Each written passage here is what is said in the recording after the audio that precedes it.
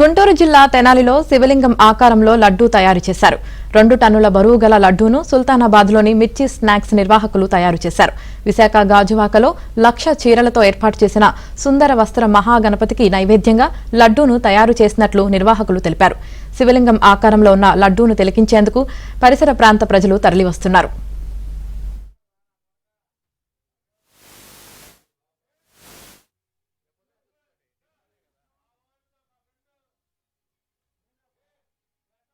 అనేది అందరూ రౌండ్ షేప్లో చేస్తూ ఉంటారు.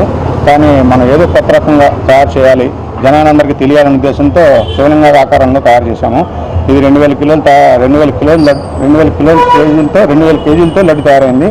ఈ లడ్డుని మనం గాజువాక లంకా గ్రౌండ్స్కి 1,00,000 చీరలతో తయారు చేసే వాళ్ళు మనల్ని అడిగారు. మనం దాన్ని సహకరించి మనం కూడా తయారు చేసి మనం కూడా ఇస్తున్నాము. కొంతమేరకు వాళ్ళు అమౌంట్ ఇచ్చారు. దానికి తక్కువ మేము కలిపి చేస్తున్నాము.